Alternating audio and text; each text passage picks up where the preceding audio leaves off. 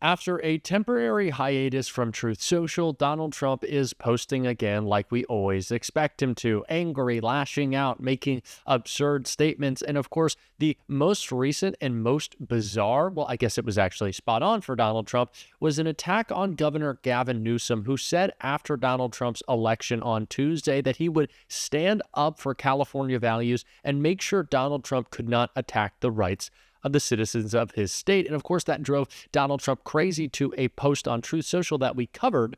But now Gavin Newsom has responded to that post from Donald Trump and is calling him out once again and bringing the energy that Democrats need in this moment. And so before we get into that video from Governor Gavin Newsom, I want to quickly ask you to leave a like on this video. And if you enjoy our channel and the fight that we are going to be in together, to hit that subscribe button. Stick around for what we're going to be doing. It goes a long way, and it really means a lot to me. Now, before we get into Gavin, I think we need to first check out that Truth Social post from Donald Trump right here. Trump wrote on Truth Social, Governor Gavin Newsom is trying to kill our nation's beautiful California. For the first time ever, more people are leaving than are coming in. He is using the term Trump-proof as a way of stopping all of the great things that can be done to make California great again, but I just overwhelmingly won the election.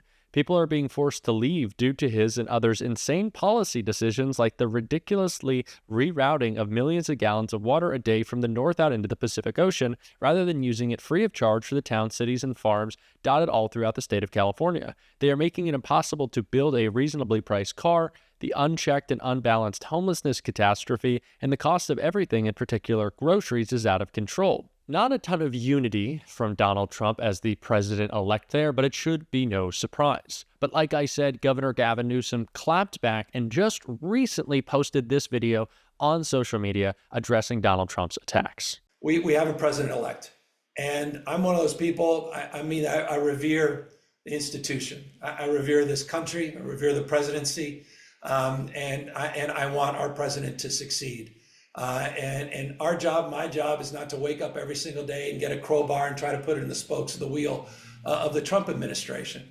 And so again, in that spirit of an open hand, not a closed fist, that's how we want to proceed. That said, fourth point, I'm not naive either, and we're pragmatic, and we will stand firm.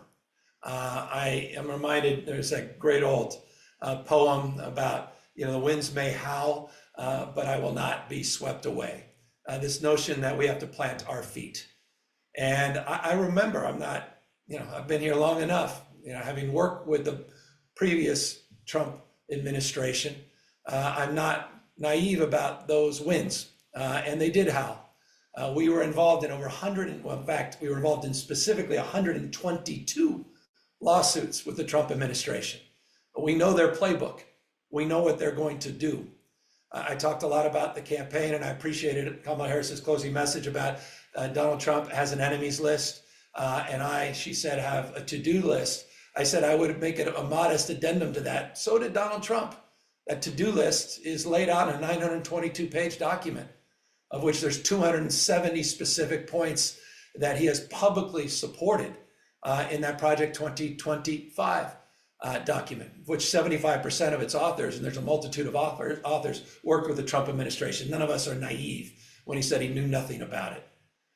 That is a to-do list. That is a playbook. The Heritage Foundation and others backing that playbook. You build on that, not naive about what to anticipate. This is exactly what we need from Democrats. We need to be going on the offensive. We need to be making our case of how we are going to preempt Donald Trump right now. We cannot wait around. I have previously said this. I am so incredibly disappointed to see the DOJ already moving forward with dismissing Donald Trump's cases. We cannot let him win that easily. Make him show how corrupt he is. Make him show that the only reason he ran for president was to protect himself and enrich himself and his friends, of course, because Republicans are already starting to show their true colors, and we need to call them out, just like we saw from Jesse Waters right here. And there will be massive clashes because you're going to have cameras out there making sure that they capture the images of ICE coming along and taking these people away. And they deserve to be taken away. Sometimes you have to do tough stuff. But AOC is going to be there tying herself to migrants. It's going to be hysterical. But sometimes Dad has to do the tough thing. We knew that Republicans were cheering on Donald Trump's mass deportation plan, but to see Jesse Waters call family separation hysterical is gross. We need to be taking those moments and showing them to everyone to remind them what they voted for and what we must now fight against. Because I know there's a lot of people who voted for Donald Trump on Tuesday who are already regretting it. So let's bring them into the fight with us, because we know what Republicans are going to do. They're going to spin the media narrative as they always do, and they're going to start taking credit for the Biden economy. So we have to call that out, just like this clip did right here. The economy that Scott has been rolling his eyes at under Joe Biden at 12:01 p.m. on January 20th, Donald Trump and every Republican out there is going to say it's the greatest economy on the face of this earth, and they will be celebrating how fantastic it is, right? So the prediction number one. Prediction number two is that if there's a Trump Tower Shanghai, or Ivanka gets a few more patents, or something happens in China and the Trump family, the Kushners get to build some sort of resort, those China tariffs will probably not come to fruition.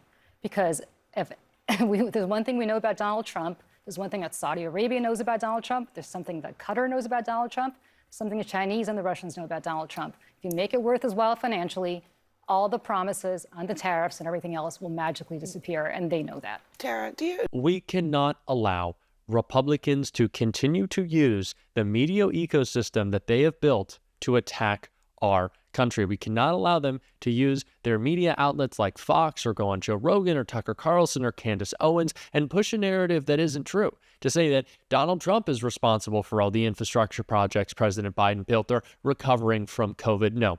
We have to make it known right now the successes of Democrats and call out the failures of Donald Trump every single day. Every single day, and including those who are going to be staffing his administration, which, speaking of which, one Republican tried to defend those who will be joining Donald Trump and got called out for it in this clip right here.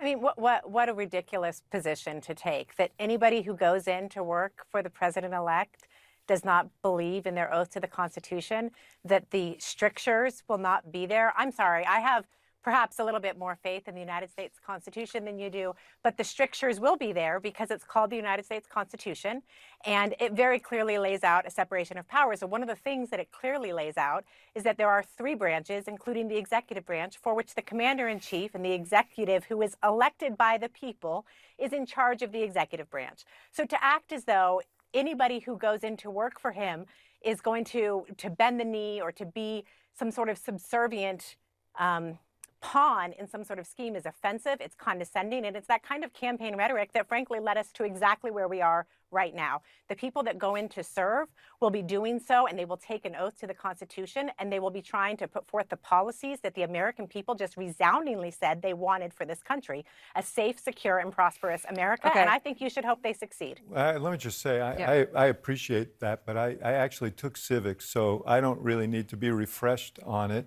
The reason that there are these concerns is because of what the president-elect has said that he would do, that fly in the face of that, and all the reports of the things that he asked people to do that they refused to do because they were committed to the Constitution. Or someone like Bill Barr, who eventually left. Yes. Or how about Mike Pence? Or his Mike longest-serving chief of staff, John Kelly. Yes, many these are great people examples who of the institutions clearly holding. Well speak done. to Donald Trump's instincts, and we all have seen what Donald Trump himself has tried to do in addition to the things that he has explicitly said. So the gaslighting is inappropriate, obviously. If you are joining the Trump administration, you are selling your soul and you are going against the Constitution. We know who you are actually serving. You're serving Donald Trump. You are not serving our country. It is what Project 2025 is about. And if you don't trust me, just listen to Don Jr. I'm going to be heavily involved on the transition. I want to make sure, now that we know who the real players are, the people who will actually deliver on the president's message, the people who don't think that they know better than the duly elected president of the United States, I want to make sure that those people are in his cabinet. I want to make sure that those people are in this administration. Loyalists, people who won't challenge Trump. That is who's going to be staffing this administration. And it's the reason why we cannot stop this fight now. It's why we cannot grow complacent, tired, or give up, because the threat is bigger than just one man. It is people spread across agencies that we can push back against their attacks on those agencies, on our freedoms, on the social safety net that Democrats have worked to build to protect working Americans. We have to be in that fight, and it's exactly what Tim Walz said yesterday. I do want to take a few minutes and talk about a few words about our path forward. I know there's a lot of folks that are worried about the next 4 years and what they're going to look like. I'm one of them. The agenda we heard from the other side in this campaign was very different from the one we know is right for our state and our country. We've already seen the damage a president can cause when he's in it for himself, not the American people. Look, we know what's coming down the pike. We know it because they told us. And we're going to have to be ready to defend the progress that we've made here in Minnesota. The other side spent a lot of time campaigning and talking about and promising that they would leave things up to the states. Well, I'm willing to take them at their word for that.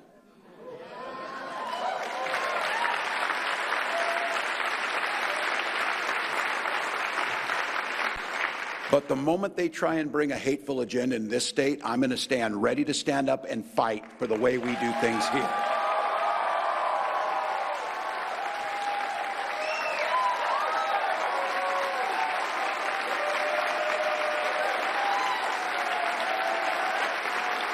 The fight is not over.